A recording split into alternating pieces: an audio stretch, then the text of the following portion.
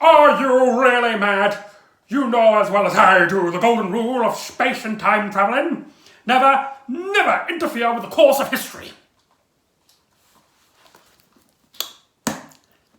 God, I love this book. Hello and welcome back to the Doctor Who Marathon. I'm your host McEdam, and today we're going to be talking about The Time Meddler, written by Dennis Spooner and directed by Douglas Camfield.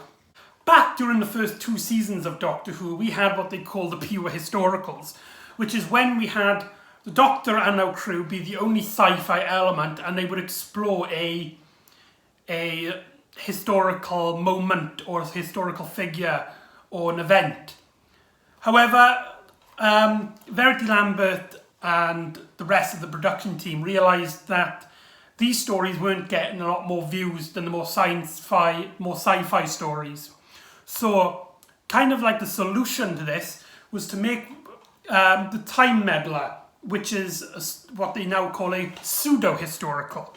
Now, that is when we take the story set in the past, for example, 1066, and we have our villain, or at least the majority of the story, revolves around a sci-fi element.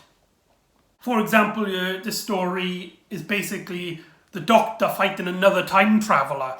And yeah, does our first pseudo-historical work? The answer is yes. But why is that?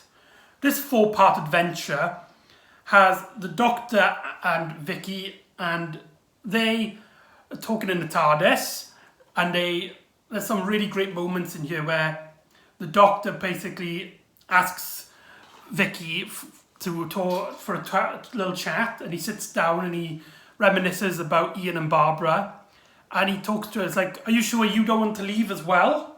And she's like, "No, of course not. I want to stick with you." And there's a really lovely moment where the Doctor's like, "I hope you're not sticking around just because I'm an old man who can't look after himself."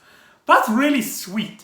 Especially we've gone from the Doctor who was basically like trapped with his daughter, a granddaughter, and with Ian and Barbara was kind of like forced into this relationship, and it's very complex, and much of what he wanted was them to out, basically, and people to mind his own business.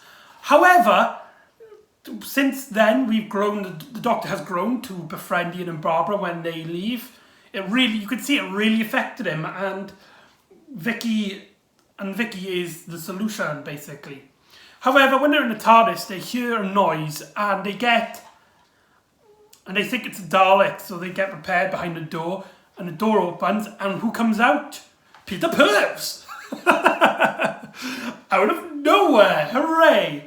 How did he survive the ending of the chase? We have no clue. He just appears.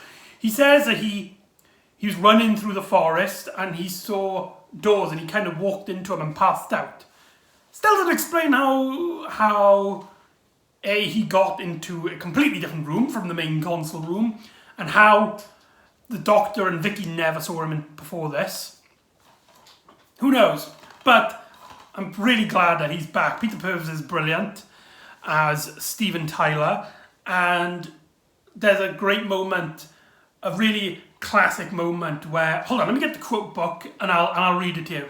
And the Doctor, he says, "That is the dematerialization circuits, and that over yonder is the horizontal hold. Up there is the scanner, and there the doors, and that is a chair with a panda on it. Sheer poetry, my dear boy. Now please stop bothering me." Very, very classic line that gets repeated in loads of Doctor Who like fan stuff. So yeah, so far so good.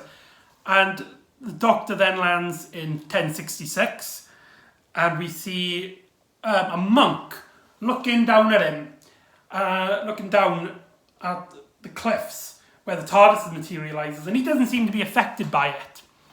And he kind of looks at his wrist and realises he's dropped something, and then he buggers off. The Doctor and our crew walk out, and they see a helmet, and the Doctor theorises that it's a Viking helmet.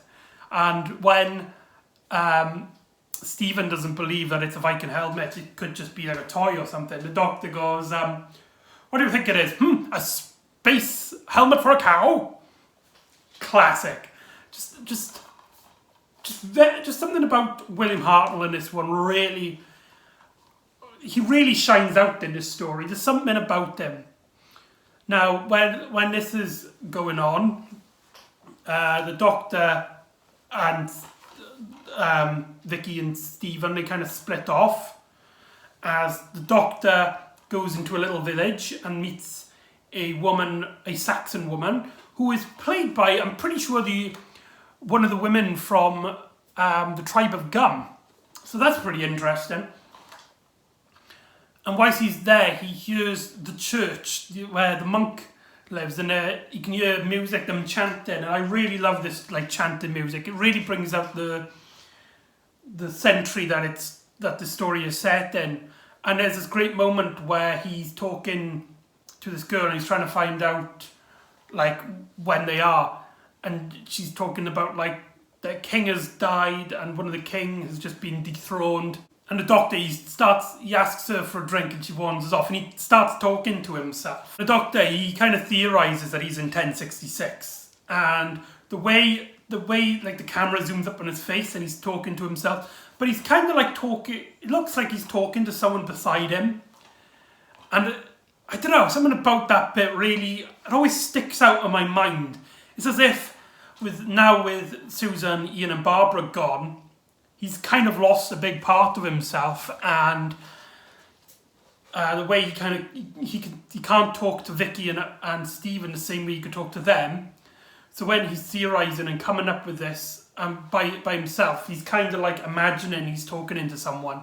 So yeah, like I said before, this story really changes the dynamic. Like before, when we had Ian and Barbara, the stories were mainly about them, and the Doctor was was a main character, but not as much as Ian and Barbara. But now we get this dynamic where we have kind of the Doctor sometimes on his own and sometimes with the companions, but the story mainly revolves around him and his actions and his influences on people, especially the companions. And in here, it's very strange because you only see him with our companions right at the very start and right at the very end in part 4. So it's very strange. I personally really like this. And the story I'm going to kind of brush up on the story because it is a very good story, but the story does repeat itself. We get the Doctor going to the monk and gets captured by the monk after he realises the chanting noises that he heard was actually on a record, and the Doctor is then imprisoned. And then Stephen and Vicky go to the woman and she tells them about the Doctor, and so they go up to the castle, and when that happens they find that the Doctor's already escaped, and so they escape, and whilst that's happening, the Doctor, now back in the village, realises that the monk might be trying to change history, and so he goes back up to the thing. And the story kind of repeats and does that a few times. Now usually that would be a really grain-in complaint, but for some reason Dennis Spooner somehow pulls it off. I think it's mainly because the more even though the story itself repeats a lot, every time it does, we learn a little more detail about the monk and the Saxon's life and this invasion with the Vikings. And it's just something about it just works, you know? And you might have noticed as well is that despite this story being set in 1066, it doesn't actually have a lot to do with the battle, the famous battle that happened during then. It's kind of like a small village that is only slightly affected by these events, which I found really strange now watching back on it, and we had the pure historicals basically having our stories focusing on it. And then we get a story where it's sort of in the background. Something I don't think a lot of people would complain, because, like I said, the pure historicals were great, but they weren't very popular. And this was the story that kind of made those past stories popular.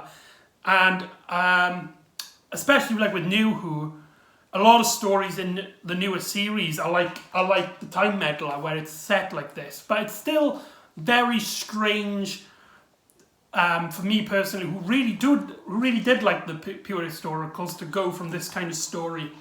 I wish it did go a bit more into the Battle of Hastings, but I think it might have taken away from the monk story, and there you go.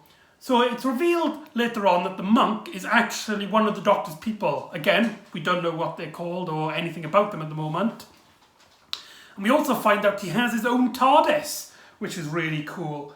And something about it, what they did is they took the TARDIS design, the William Hartnell one, and kind of tweaked it a little bit. And there's one little bit that really sticks out to my mind. In our TARDIS, we got like the white floor, but in the monk's TARDIS, the floor is like pure black, like it is when the doors open. So when the doors open years ago, you didn't actually see most of the time through it, and it'd just be like a black shadow. And when the TARDIS crew walk through it, then it's implied that they come through like a little darkness before leaving the TARDIS. But that extends to the floor. It's a very minor detail, and if you don't have it in your mind of watching it, you're not going to notice it. But something about it just makes it look really cool. Like everyone's kind of floating-ish in this abyss. I don't know. It's very little detail, but it's very, very cool. The monk is played by Peter Butterworth, a famous actor who became big through the Carry On films, and William Hartnell was known to be a big fan of his, so this was really cool. But however, something you people might not know about this story was actually came out before he was in the Carry On films. So yeah, this is also his, I believe might be his big break. I don't know if he did anything before this, probably another TV show maybe. But yeah, Peter Butterworth is fantastical in this. He's not really a villain, he just really likes time travel. He's basically the Doctor if he wanted to change time and stuff. There's a great moment where Vicky and Stephen, they find his book, and they say that he gave Da Vinci the ideas of flight. So that's very cool. And his plan as well, I really like his plan.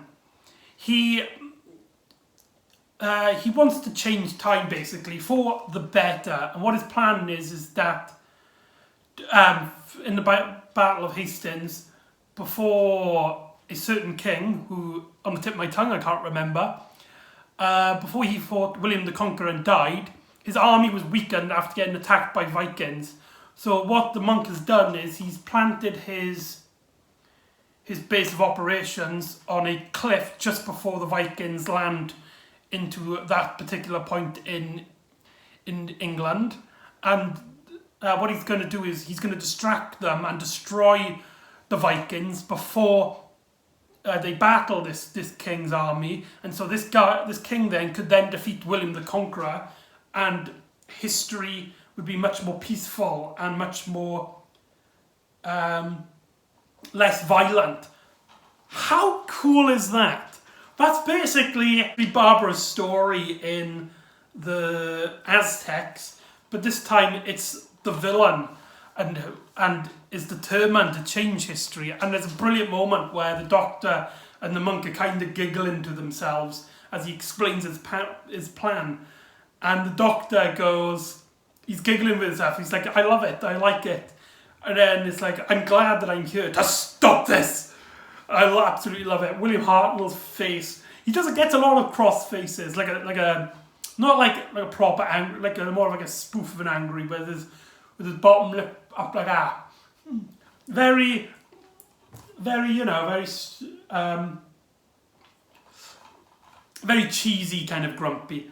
And the stories, you'd think that the Doctor story would be so much more interesting than Stephen and Vicky's story. And you would think that it will be like, you got this interesting moment and then you got Stephen and Vicky. But actually, I find that they're both equally as interesting, as Stephen, who doesn't believe him about time travel, slowly starts to believe them. But as well, there's lots of evidence to contradict it. Like, he finds the monk's watch on the floor. And when they break into the monk's castle, they find like a record.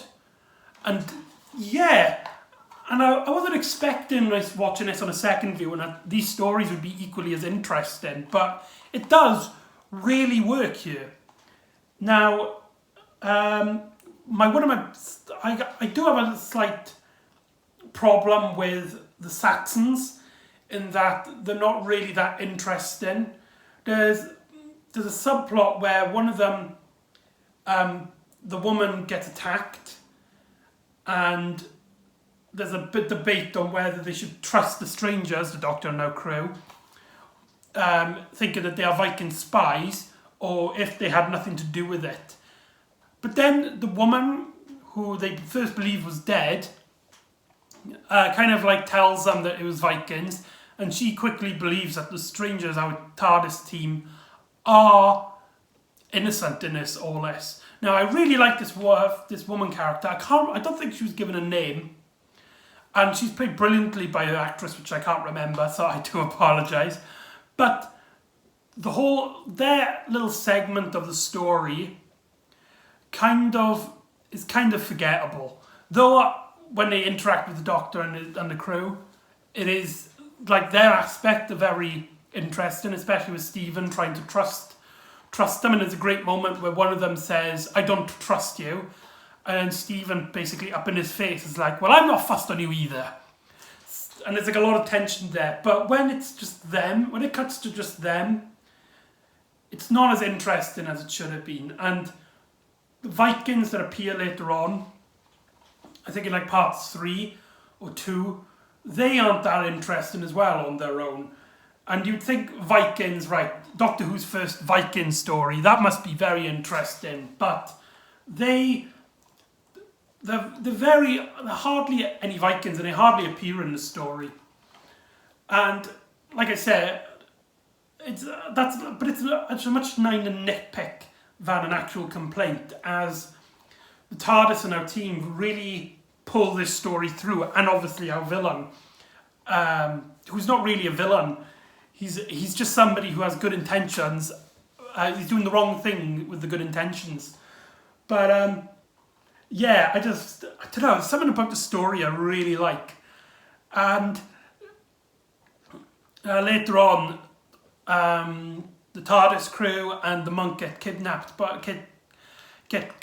by the Vikings and been held prisoner.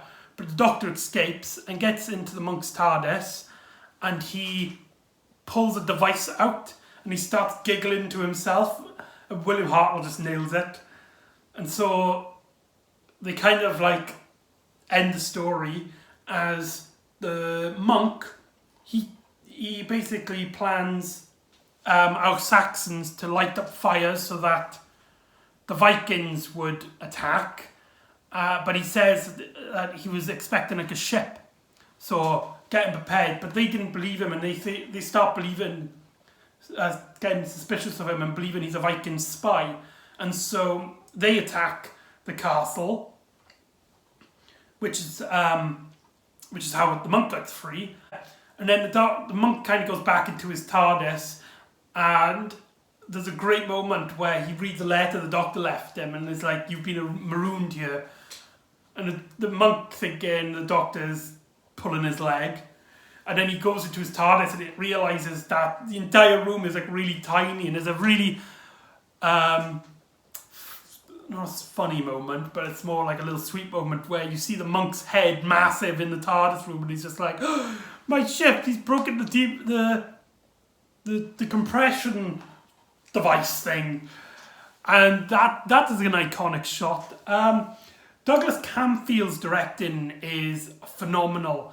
And I really love also the sets in this story, and the lighting, which gives makes it feel like 1066. You really get that medieval feeling. When the BBCs do sci-fi stories, it might come off really cheap, but when they do period pieces, especially medieval, it always looks good. Even when they don't have the budget, it always looks good. And the Doctor then leaves. That's our story. The Time Meddler. I keep thinking it's called the Meddling Monk, but it's called the Time Meddler. So overall, this is a fantastic story, and it really sets a high bar for the pseudo-historicals. I might have some nitpicks here and there, especially when it comes to the rest of the characters, but our main crew and the villain are very well handled here. And yeah, this starts a new era, and in my opinion, in my eye, it kind of starts what I call the Vicky and Stephen trilogy, because there's only 3 stories with them, though there is one story that's in between them, but I'll get into that. So yeah, this is the start, in my eyes, of this trilogy. So join me next time, where we will be going back into where we finished season... Oh, sorry, hold on. Let's back up a bit. The ending to this story. Now, usually in classic Doctor Who, there would always be like next time, next episode, and the title. Even the Reign of Terror, the final season, the final story in season 1 had led up to Planet of Giants. But this is the first time it didn't do that. And the way the story ends, I thought was really cool. You have the theme song playing, and it shows space, and then it shows our cast face in this strange light effect where their faces are completely white, but all the shadows are see-through, and you can see the space behind them. Very cool shot. It's only a little bit. It has nothing to do really with the story, but there you go. That's the Time Meddler. I completely forgot what I was talking about now. before I got distracted by that. But yeah, this is the end of season 2 of Doctor Who. I don't think it's as strong as season 1, but I think it's a lot more ambitious, and the bigger storylines, and the bigger effects, and the bigger costumes, and it has much more bigger ambition. So I think season 2 is much more enjoyable than season 1. Season 1 is more focused on the stories, and season 2 is mainly on the fun of it. Like the Time Meddler, where it's a pseudo-historical and not a pure historical. So we're going into season 3 now. Now, the problem with season 3 is that most of the episodes don't exist. So we'll be delving a lot into episodes created by loose canon, and we only have surviving music and sound effects and the dialogue in it. So join me next time, where I can't remember off the top of my head, but I believe it's Galaxy 4. So I'll see you next time for Galaxy 4 on the Doctor Who Marathon.